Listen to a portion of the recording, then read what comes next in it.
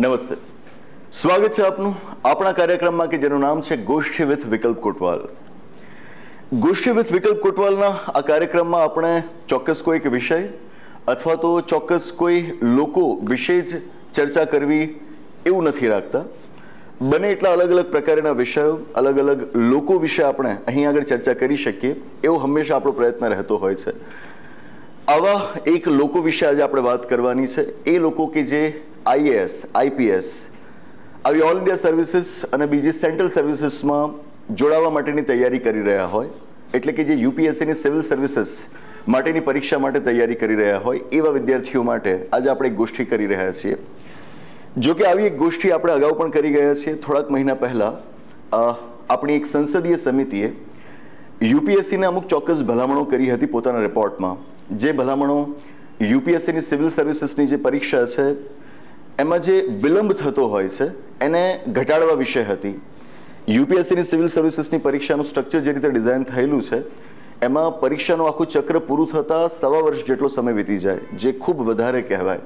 અને જે વિદ્યાર્થીઓ ગ્રેજ્યુએટ થયા પછી આ પરીક્ષાઓની તૈયારી શરૂ કરે અને તૈયારીઓમાં આગળ વધે, 1.5 વર્ષ સુધી એમને રાહ જોવાની આવે પોતાના પરિણામ માટે, એ ખૂબ ખૂબ વધારે કહેવાય. તો સંસદીય સમિતિએ પોતાના રિપોર્ટમાં ભલામણ કરી હતી કે આ સમય ઓછો થવો જોઈએ. બને તો આઈડિયલી 6 મહિનાની અંદર જ આખું એનું જે ટાઈમ ટેબલ છે એ કમ્પ્લીટ થઈ જવું જોઈએ. એ પરીક્ષાનું આખું ચક્ર અડધા વર્ષની અંદર પૂરું થઈ જવું જોઈએ. એના ઉપર આપણે એક અલગથી ગોષ્ઠી કરેલી છે. જો આપે વિડીયો ન જોયો હોય તો આગ્રહ રાખીશ કે પહેલાં એ વિડીયો આપ જોશો, ત્યાર પછી આ ગોષ્ઠીને આપ સાંભળશો. હવે આજની વાત કંઈક ઓર છે. પરીક્ષામાં કેટલો સમય લાગે છે એના વિશે નથી, એનાથી આગળ છે. 28 મે 2023નો એ દિવસ હતો કે જ્યારે UPSCએ આ વર્ષની સિવિલ સર્વિસીસ એક્ઝામિનેશનનું જે પ્રિલિમિનરી તબક્કો હોય છે એની પરીક્ષા લીધી. આપ જાણતા જ હશો કે સિવિલ સર્વિસીસની પરીક્ષામાં 3 તબક્કા નક્કી કરાયેલા છે. પહેલો તબક્કો એને પ્રિલિમિનરી એક્ઝામ કહેવાય છે, બીજો તબક્કો કે જેને મેઇન એક્ઝામિનેશન કહેવાય છે, અને ત્રીજો તબક્કો એને ઇન્ટરવ્યૂ કહેવાય છે. આમ તો ઔપચારિક રીતે જે મેઇન એક્ઝામિનેશન આપણે કહીએ છીએ રિટન પાર્ટ, એ અને ઇન્ટરવ્યૂ આ બે ભેગા થઈને બીજો તબક્કો કહેવાય. એ બંનેને કમ્બાઇન્ડલી મેઇન એક્ઝામિનેશન કહેવાય. એટલે એકચ્યુઅલી સિવિલ સર્વિસીસની એક્ઝામમાં આમ તો છે 2 જ ફેઝિસ, પ્રિલિમ્સ અને મેઇન્સ, પણ વ્યવહારમાં આપણે કહેતા હોઈએ છીએ કે 3 તબક્કા છે, પ્રિલિમ્સ, મેઇન્સ અને ઇન્ટરવ્યૂ. આમાંનો જે પહેલો તબક્કો છે પ્રિલિમિનરી એક્ઝામ, 2023 માટે પ્રિલિમિનરી એક્ઝામનું આયોજન UPSCએ 28 મે 2023ના રોજ કર્યું. 2 પેપર્સ હોય છે. પહેલું પેપર જનરલ સ્ટડીઝનું હોય છે, બીજું પેપર CSATનું હોય છે. જનરલ સ્ટડીઝના પેપરમાં ઘણા બધા વિષયોમાંથી સવાલ આવે. ઇન્ડિયન પોલિટીમાંથી આવે, ઇન્ડિયન હિસ્ટ્રીમાંથી આવે, જિયોગ્રાફીમાંથી આવે, ઇન્ડિયન ઇકોનોમીમાંથી આવે, કરંટ અફેર્સમાંથી આવે, સાયન્સ એન્ડ ટેકનોલોજીમાંથી આવે, ઇન્ડિયન કલ્ચરમાંથી આવે, બાયોડાયવર્સિટીમાંથી આવે, ફોરેસ્ટમાંથી આવે. ઘણી બધા વિષયોમાંથી પ્રશ્નો એ જનરલ સ્ટડીઝના પેપરમાં આવતા હોય. જ્યારે બીજા paper CSAT, civil services aptitude test, એમાં પ્રશ્નો આવતા હોય છે મેથ્સમાંથી, રિઝનિંગમાંથી અને ઇંગ્લિશમાંથી. પહેલું જે પેપર છે જેને જનરલ સ્ટડીઝનું પેપર કહેવાય છે, એના જ માર્ક્સ તમારા નેક્સ્ટ સ્ટેજમાં જવા માટેના મેરિટમાં ગણાતા હોય છે. જે CSATનું પેપર છે એ ક્વોલિફાઈંગ નેચરનું હોય છે, મતલબ કે એમાં તમારે એક ચોક્કસ સ્કોર કરવાનો હોય. એટલો સ્કોર તમે કરી લીધો એટલે તમે ક્વોલિફાઈડ કહેવાઓ. એના માર્ક્સ તમારા મેરિટમાં નથી ગણાતા હોતા. CSAT માટે ક્વોલિફાઈંગ સ્ટાન્ડર્ડ નક્કી કરાયેલું છે 33%, એટલે કે એ 200 માર્ક્સનું પેપર છે, એમાંથી તમે 33% માર્ક્સ લઈ આવ્યા તો દેટ્સ સફિશિયન્ટ. એનાથી વધારે માર્ક્સ તમારા હોય જરૂરી નથી. તમે એટલા માર્ક્સે પાસ થઈ જશો, નેક્સ્ટ સ્ટેજ માટે ક્વોલિફાઈડ ગણાશો, એટલીસ્ટ એ પેપર માટે. હવે બનવું એવું કે 28 મે 2023ના રોજ આ વખતની જે UPSC પ્રિલિમ્સ લેવાઈ. પ્રિલિમ્સ પછી ફરિયાદો ઉઠી કે આ પેપર્સ ઘણા જ અઘરા હતા. છેલ્લા અમુક વર્ષોમાં UPSCની પ્રિલિમિનરી પરીક્ષા જે રીતે લેવાય છે એ તમામ વર્ષોની પરીક્ષાઓમાં કદાચ આ વર્ષના papers they were the most difficult question papers. General સ્ટડીઝના સવાલો એવા પૂછ્યા હતા કે તમે વર્ષોના વર્ષો મહેનત કરી હોય તો પણ તમારા માટેના જવાબ આપવા અઘરા બની જાય. વિદ્યાર્થીઓની આ ફરિયાદ હતી, વિદ્યાર્થીઓને ભણાવનારા શિક્ષકોની પણ આ ફરિયાદ હતી. CSATનું જે બીજું પેપર હતું એના ક્વેશ્ચન્સ પણ ઘણા ટફ હતા. જ્યાં સુધી એના રીડિંગ કોમ્પ્રિહેન્શનના ક્વેશ્ચન્સ આપણે જોઈએ તો એ પ્રમાણમાં સરળ હતા, પણ જે મેથ્સના ક્વેશ્ચન્સ હતા, રિઝનિંગના ક્વેશ્ચન્સ હતા, દે વર ક્વાઇટ ટફ. હવે આ દિશામાં થયું એ કે 1-2 દિવસ પહેલાં UPSCના અમુક એસ્પાયરન્ટ્સ, પરીક્ષા જેમણે આ વખતે આપી છે એવા અમુક વિદ્યાર્થીઓએ એક સંસ્થામાં ફરિયાદ કરી. સંસ્થાનું નામ છે કેટ, સેન્ટ્રલ એડમિનિસ્ટ્રેટિવ ટ્રિબ્યુનલ.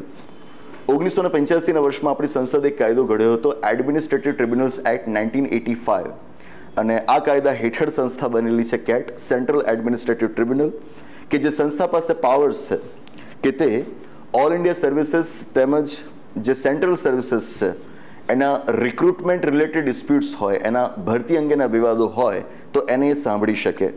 તો આજે અમુક યુપીએસસી એસ્પાયરન્ટ્સ છે, એમણે કેટનો અપ્રોચ કર્યો અને એમણે માંગ એ કરી કે કેટ યુપીએસસીના આદેશ આપે, યુપીએસસીને ડિરેક્શન આપે કે યુપીએસસી જે સીસેટના પેપરમાં ક્વોલિફાઈંગ સ્ટાન્ડર્ડ નક્કી કરેલું છે 33%, એને ઘટાડીને કરી દે 23%. કાં તો ક્વોલિફાઈંગ સ્ટાન્ડર્ડ તમારું ઘટાડી દો અથવા તો પછી સીસેટની પરીક્ષા ફરીવાર લો. બરાબર, બે માંગ કરી છે, બેમાંથી કોઈ એક માંગ તમે એ પ્રમાણે યુપીએસસીને ડિરેક્શન આપો. એમનો દાવો એ છે કે સીસેટના પેપરમાં ક્વેશ્ચન્સનું ડિફિકલ્ટી લેવલ ઘણું જ હાઈ હતું. એમાં મેથ્સ રિઝનિંગના જે પ્રકારના સવાલો પૂછાયેલા હતા એવા સવાલો સામાન્ય રીતે કેટની પરીક્ષામાં પૂછાતા હોય છે. આપ જાણતા હશો કે આઈઆઈએમ એડમિશન માટેની જે પરીક્ષા હોય છે, કોમન એડમિશન ટેસ્ટ CAT, કેટમાં જેવા પ્રશ્નો પૂછાય, GEEમાં જે પ્રકારના સવાલો પૂછાય એવા સવાલો આ વખતે સીસેટમાં યુપીએસસીએ પૂછ્યા હતા, જે જરા યોગ્ય નથી. અને એટલા માટે કાં તો આ પરીક્ષા ફરીવાર લેવાવી જોઈએ અથવા તો એનું જે ક્વોલિફાઈંગ સ્ટાન્ડર્ડ છે એને તમારે ઘટાડવું જોઈએ. આ પ્રકારની એક અરજી એમણે દાખલ કરી છે કેટમાં. જોઈએ છે કે હવે એ દિશામાં આગળ શું થાય છે. આમ તો યુપીએસસી પ્રિલિમિનરી પરીક્ષા લે છે, એના લગભગ 2 અઠવાડિયાની અંદર, 2 થી 3 અઠવાડિયાની અંદર રિઝલ્ટ પણ પ્રિલિમિનરી પરીક્ષાનું આપી દેતી હોય છે. એટલે કદાચ હું માનું છું ત્યાં સુધી 2 થી 3 દિવસમાં તો પ્રિલિમિનરી પરીક્ષાનું રિઝલ્ટ પણ આવી જવાનું છે. હવે આવા સમયે જ્યારે તમે કેટનો અપ્રોચ કર્યો છે તો કેટ શું કહે છે અને યુપીએસસી એ બાબતને કઈ રીતે ગ્રાહ્ય રાખે છે એ પણ જોવું રહ્યું. એ 2-3 દિવસમાં સ્પષ્ટ થઈ જ જવાનું છે. પણ અહીં આગળ ગોષ્ઠીનો મૂળ હેતુ એ હતો કે આજે આપણી સિવિલ સર્વિસીસની એક્ઝામિનેશન્સ, એ હું યુપીએસસી એકલાની વાત નથી કરતો, હું સ્ટેટ પબ્લિક સર્વિસ કમિશન્સની પણ વાત કરું છું કે જેમાં આપણા જીપીએસસીનો પણ સમાવેશ થઈ જાય. વિદ્યાર્થીઓએ જે કેટનો અપ્રોચ કર્યો છે, મારા અંગત મતે એ ખોટો છે. ખોટો એટલા માટે કે પેપરનું ડિફિકલ્ટી લેવલ વધારે હતું, એ વધુ અઘરું હતું, એટલા માટે યોગ્ય નથી એવી ફરિયાદ ન હોય.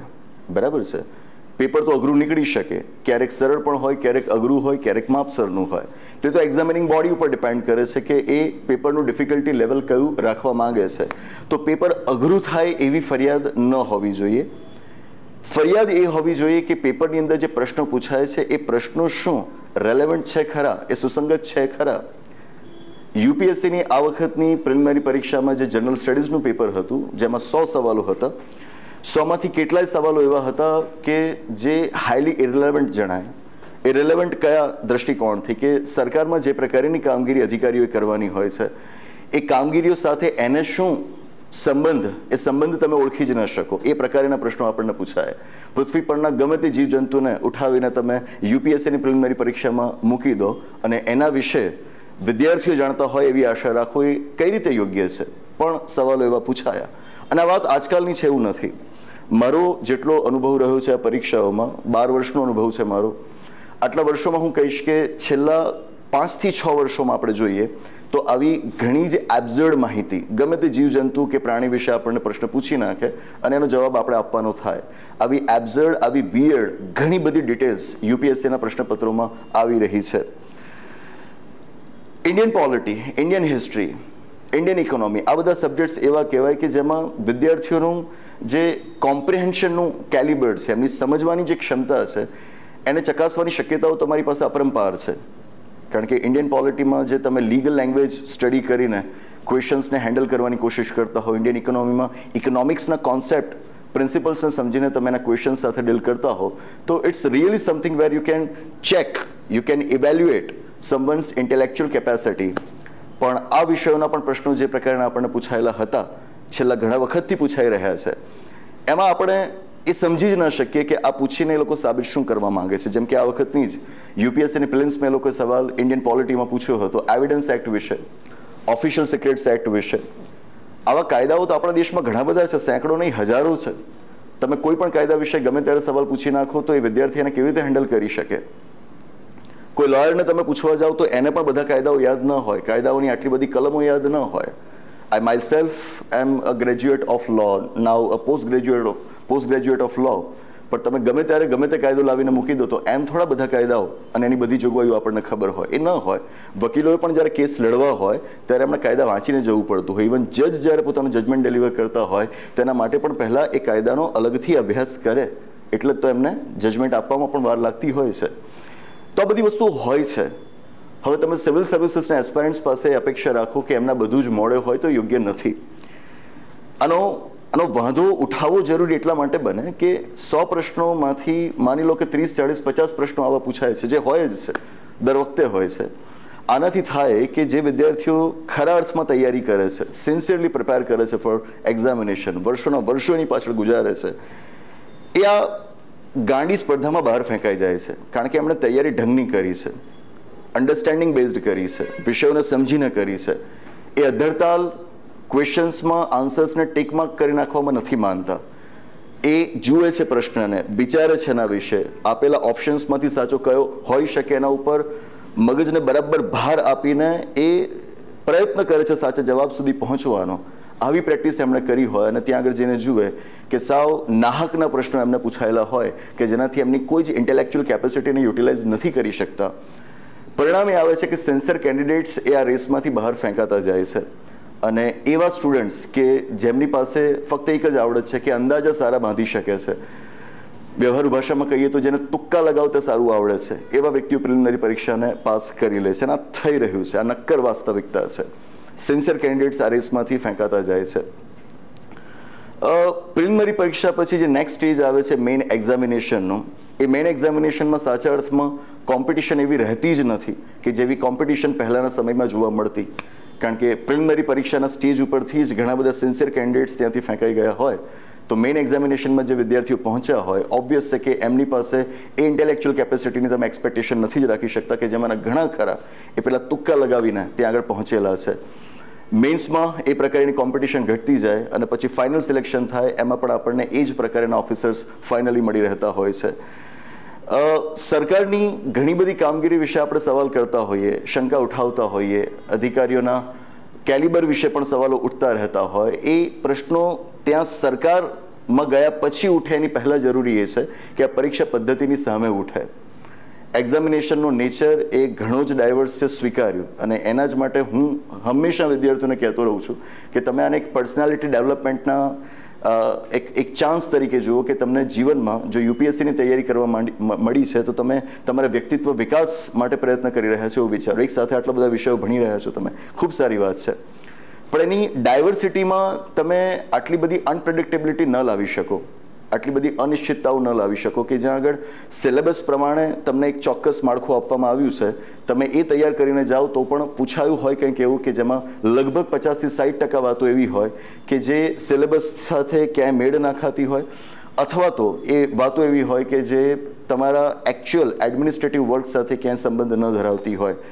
કદાચ ને જો વાસ્તવમાં સંબંધ ધરાવતી હોય અને આપણને ન સમજાતું હોય તો યુપીએસસી ખુદ આપણને કહી દે કે આ કેવી રીતે રેલેવન્ટ છે, તો આપણને સમજાય કે આપણે પણ એ પ્રમાણે વિદ્યાર્થીઓ તૈયારી કરીએ અથવા તો વિદ્યાર્થીઓને તૈયારી કરાવડાવીએ. પણ આ બનતું નથી અને એ જ ન બનવાના કારણે થઈ રહ્યું છે કે આજે સિલેક્શન્સ થાય છે, પણ સિલેક્શન્સ એવી રીતે થાય છે કે જે પ્રોસેસમાંથી વિદ્યાર્થીએ પસાર થવાનું હોય, એક પ્રોપર સબ્જેક્ટ્સના અન્ડરસ્ટેન્ડિંગ સાથે આગળ વધીને તૈયારી કરીને સિલેક્શન મેળવવાનું હોય એવું નથી થતું. એ નથી થતું એટલે તો થાય છે શું? ચીટ કોડ્સનો કોન્સેપ્ટ ફિક્સ છે. તમે યુટ્યુબ પર પણ જોશો તો ઘણા બધા વિડીયોઝ અવેલેબલ છે કે જ્યાં આગળ કોઈક મેન્ટર, સો કોલ્ડ મેન્ટર કે લેક્ચરર આવીને સમજાવતો હોય કે ભાઈ ભલે તમે વિષય વાંચ્યો ન હોય પણ તોય તમારા 100માંથી આટલા માર્ક્સ લાવવા કેવી રીતે, કટ ઓફ ક્રોસ કરી શકાય, એટલો સ્કોર કરવો કેવી રીતે, ચીટ કોડ્સ વિદ્યાર્થીઓને સમજાવવામાં આવતા હોય. ચીટ કોડ એટલે કે જ્યાં આગળ વિષયની સમજ ભલે તમારી પાસે નથી પણ તમને સમજાવવામાં એવું આવે કે જેની મદદથી તમે 4માંથી સાચો ઓપ્શન કયો શોધી શકો.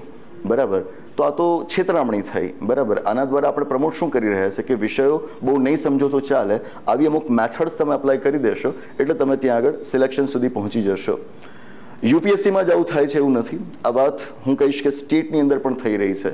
પરીક્ષાઓના પ્રશ્નપત્રો અઘરા બને એને તો હું હંમેશા આવકારું છું. જેમ કે આ વખતે તલાટીનું પેપર આપણે ત્યાં વર્ગ 3માં ઘણું અઘરું હતું, એની પહેલાંની જુનિયર ક્લર્કનું જે પેપર હતું એ પણ ઘણું સારું હતું. તો એ તો બધું સિલેબસ પ્રમાણે ડિફિકલ્ટી લેવલ હાઈ કહેવાય, દેટ્સ ગ્રેટ. પણ પરીક્ષાની અંદર જે વિયર્ડનેસ આવતી હોય કે જે એડમિનિસ્ટ્રેટિવ વર્ક સાથે રેલેવન્ટ ન હોય એવી વિગતોના આધારે તમારી ઇન્ટેલેક્ચ્યુઅલ કેપેસિટી ચકાસવાની કોશિશ થતી હોય, વાંધો એની સામે છે. જીપીએસસી ક્લાસ 1-2ની પરીક્ષા વિશે બહુ વાતો કહેવાતી હોય કે પરીક્ષા બહુ સરસ થઈ ગઈ વગેરે વગેરે. મારું સ્પષ્ટ માનવું છે કે છેલ્લા 6-7 વર્ષની અંદર કે 7-8 વર્ષની અંદર એ પરીક્ષા માત્ર નિયમિત રીતે યોજાતી થઈ હતી. જે નિયમિત રીતે યોજાવાનું તો પાછું છેલ્લા 2-3 વર્ષથી બંધ થઈ ગયું છે, પણ એની પહેલાં પણ પરીક્ષાનું ટાઈમ ટેબલ સરખું થયું હતું, એની ક્વોલિટી નહોતી સુધરી.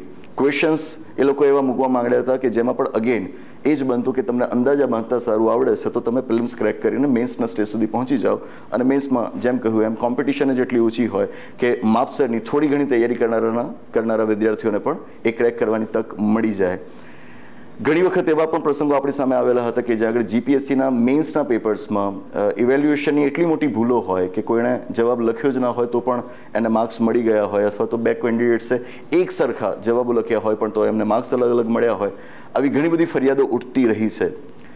તો છેવટનો હેતુ અહીં આગળ એ છે કે આપણે જે પ્રકારના ઓફિસર્સને ત્યાં આગળ જોવા ઈચ્છીએ છીએ, બરાબર. યુપીએસસી વિશે વારંવાર ક્લેમ કરાતો રહે છે કે વિશ્વની સૌથી અઘરી પરીક્ષાઓ પૈકીની એક છે. હું તો કહું છું કે સૌથી અઘરી પરીક્ષાઓ પૈકીની એક છે, બાકી લોકો એમ કહેતા હોય છે કે એ જ સૌથી અઘરી પરીક્ષા છે.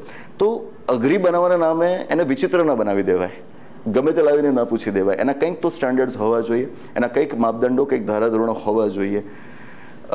અઘરાપણાનો વિરોધ ક્યારે હોતો જ નથી. વિરોધ પરીક્ષાના માળખાની વિચિત્રતા વિશે છે, અને જે હાઈલી સબ્જેક્ટિવ કેરેક્ટર બની ગયું છે એનું મેન્સ અને પછી ઇન્ટરવ્યૂમાં, એમાં તમે ખુદ અનુભવશો. જો તમે આ ફિલ્ડમાં થોડોક સમય પણ ગુજારશો તો આપ ખુદ અનુભવશો કે ઘણા જ હોશિયાર, ઘણા જ બાહોશ અને ખૂબ સારી તૈયારી કરનારા સિન્સિયર કેન્ડિડેટ્સ આ એક ક્રેઝી રેસ બની ગઈ છે. ક્રેઝી રેસમાંથી ફેંકાઈ જાય છે, અને સિસ્ટમને જેટલા સારા અધિકારીઓ મળવા જોઈએ એટલા નથી મળતા. સરકારની કામગીરીની ગુણવત્તા ઉપર એની સીધી જ અસર પડે છે, અને જો એ સરકારની કામગીરીની ગુણવત્તા ઉપર અસર પડતી હોય તો એનો સીધો અર્થ થયો કે આપણને સરકારે જે રીતે સેવાઓ આપવાની છે એ સેવાઓ ઉપર પણ એની સીધી અસર વર્તાવવાની છે.